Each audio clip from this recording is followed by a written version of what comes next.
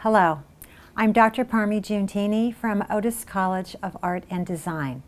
In these coming lectures, I'm going to be talking about modern art, a series of movements and ideas that virtually changed our perspectives on art and art making.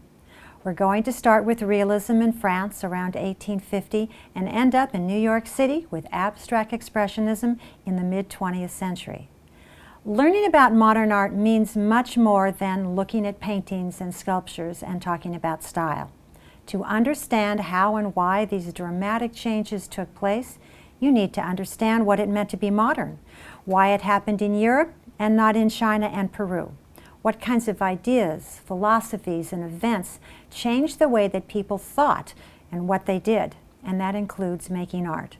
So we are going to be talking about art, but also about history, science, design, definitely about popular culture, because art doesn't happen in a vacuum. Artists lived in that same modern world, so don't picture them closeted in a dusty studio, sealed off from what was happening.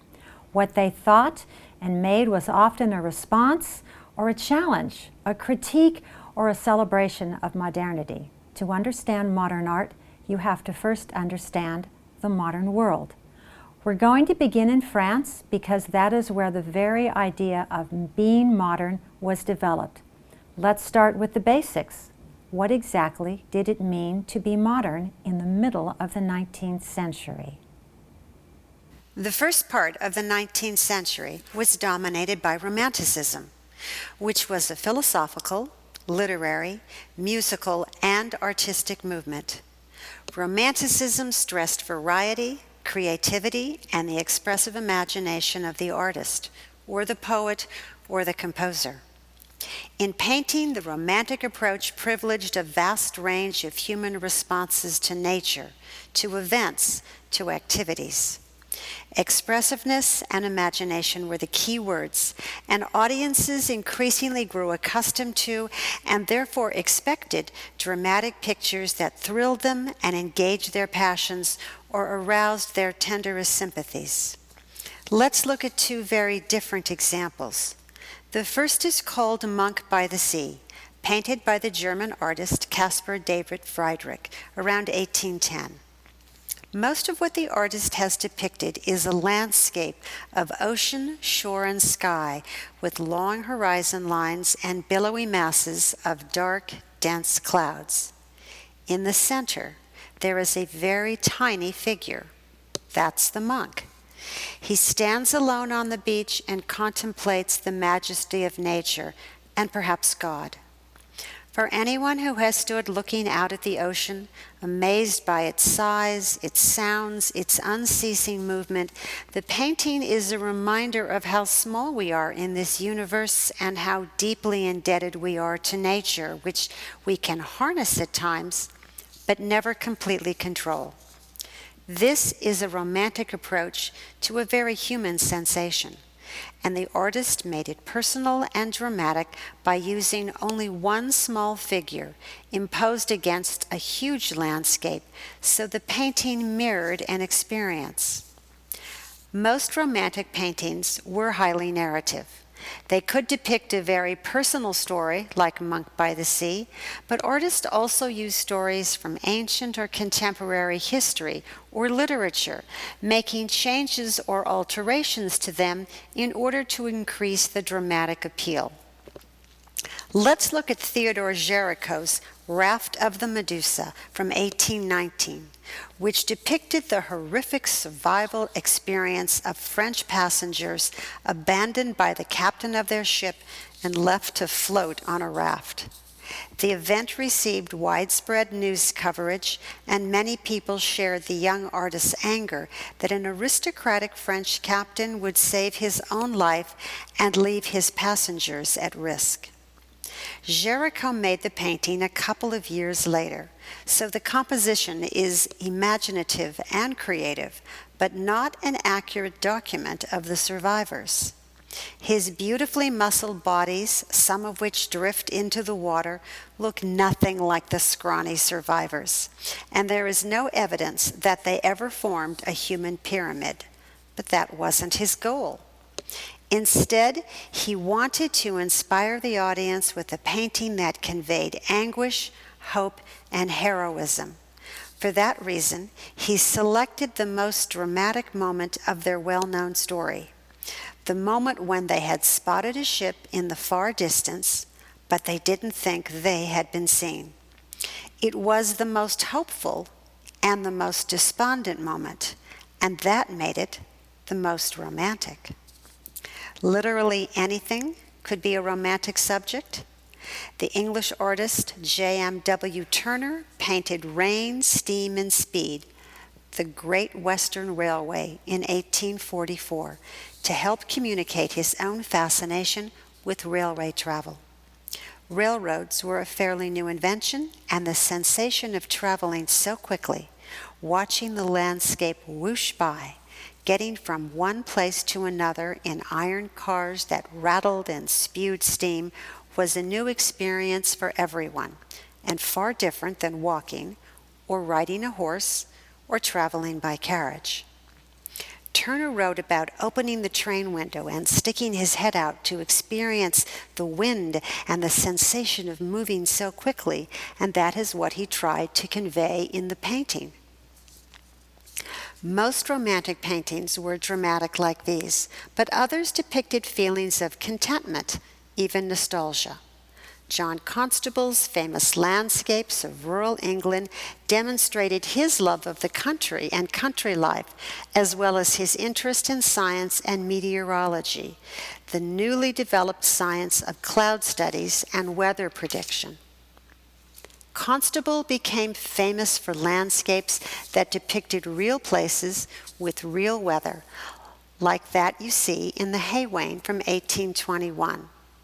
He made countless small oil sketches outside of clouds in order to paint the correct kind of believable skies for his landscapes.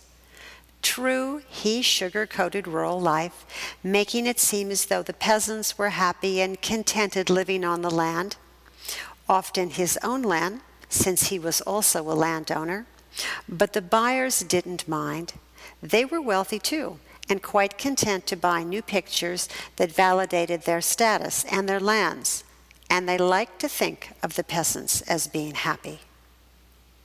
How did artists and the public move from these narrative paintings about people and places which were understandable and identifiable to something like Grade Rainbow, an abstract expressionist work made by the American Jackson Pollock in 1953, in just 1 century?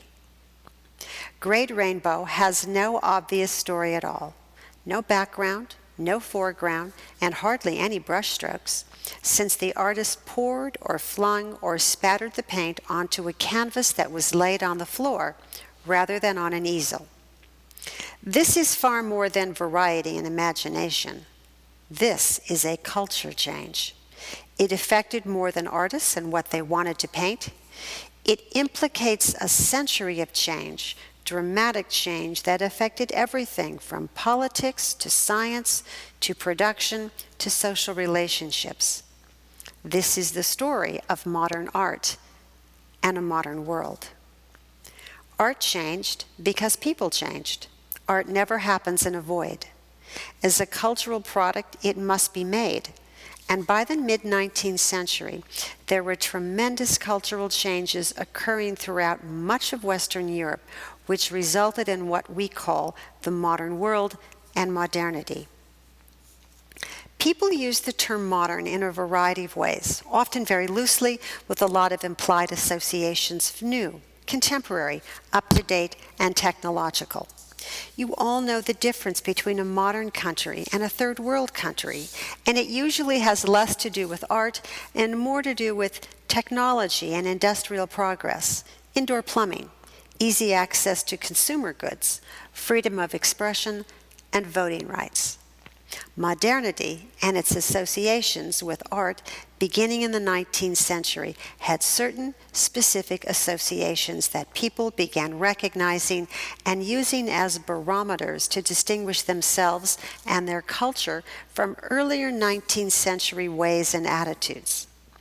Chronologically, Modernism refers to the period from about 1850 to around 1960, bracketed by the realist movement in art to abstract expressionism.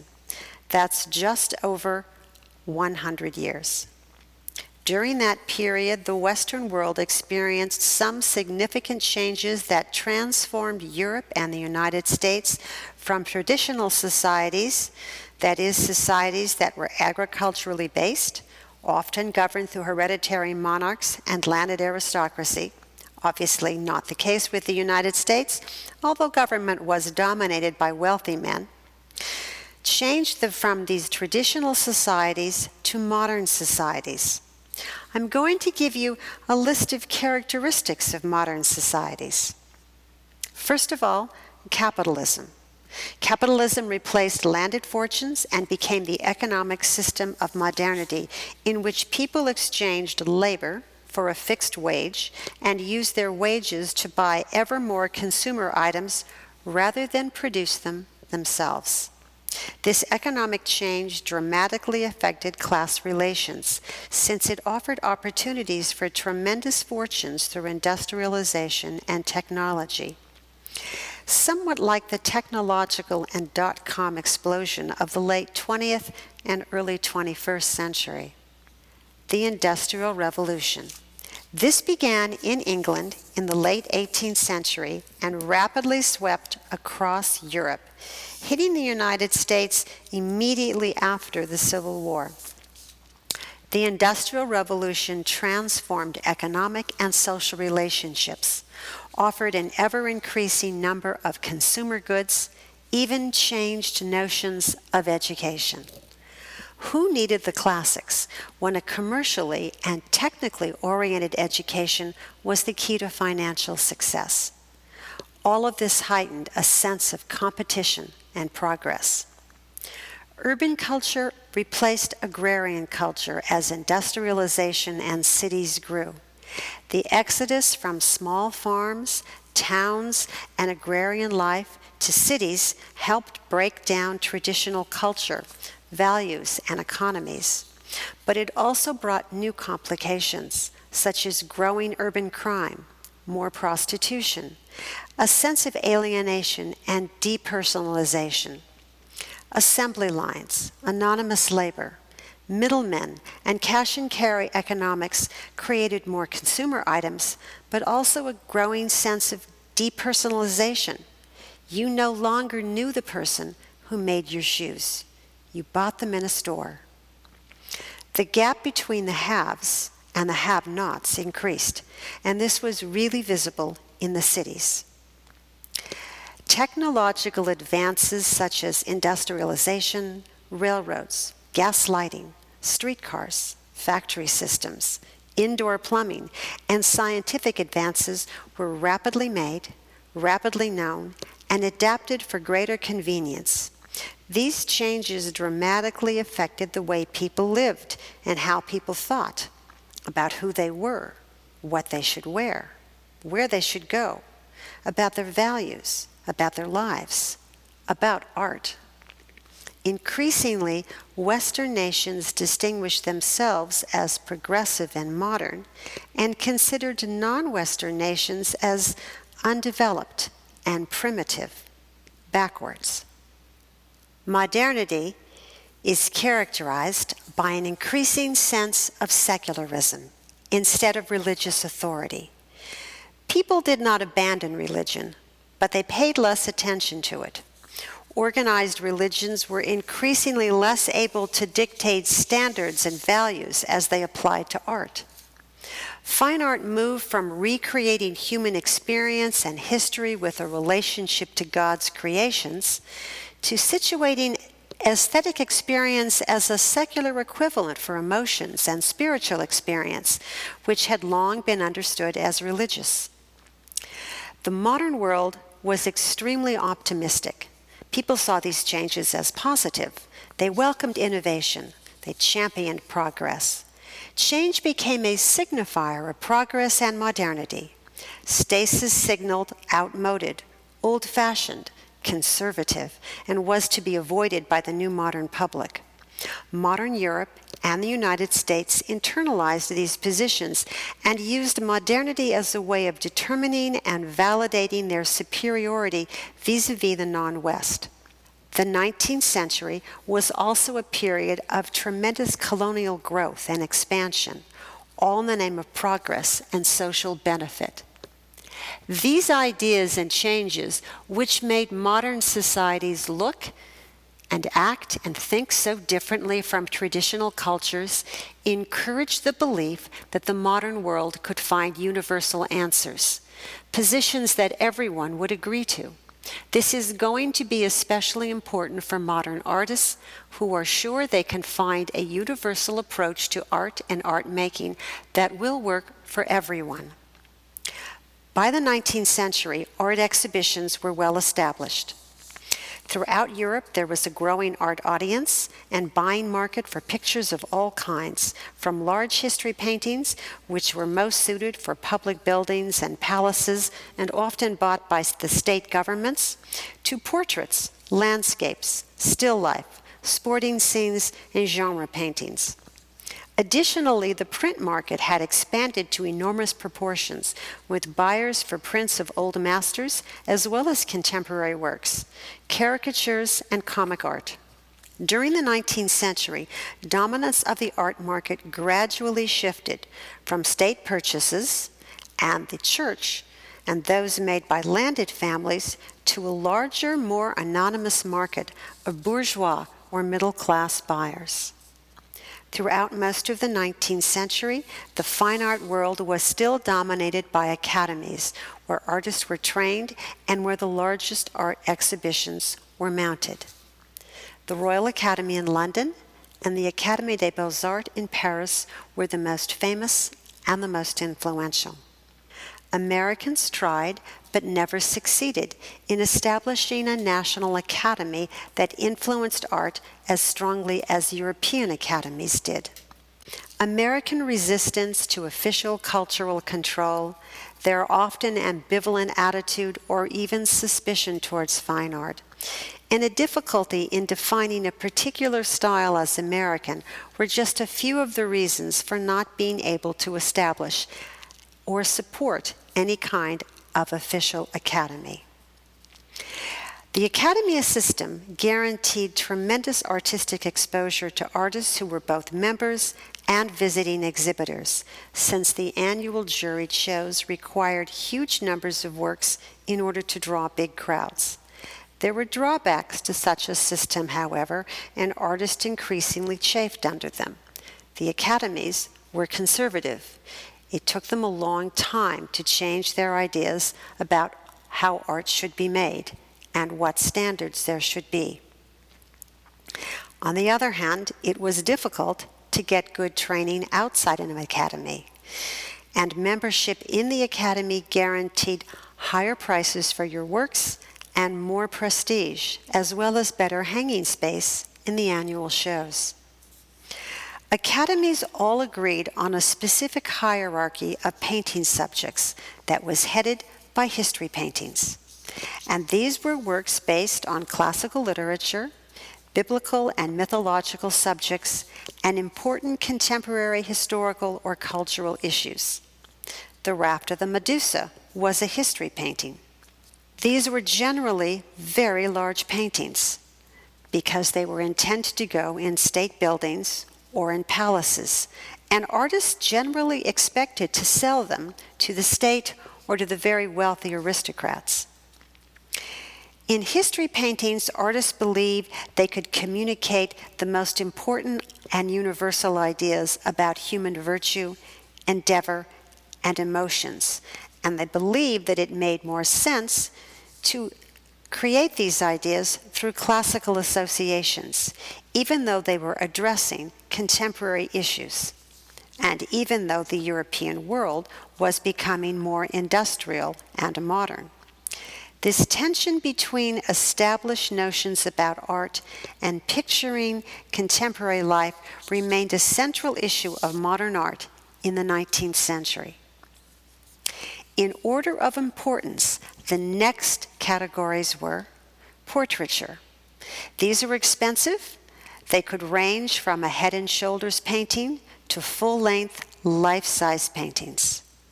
Genre scenes. These are scenes of everyday life lived below the level of the landed classes. There's an immense variety of subject matter. Genre paintings tended to be small. After all, the buyers were the wealthy, and few people wanted large pictures of the working classes. Landscape.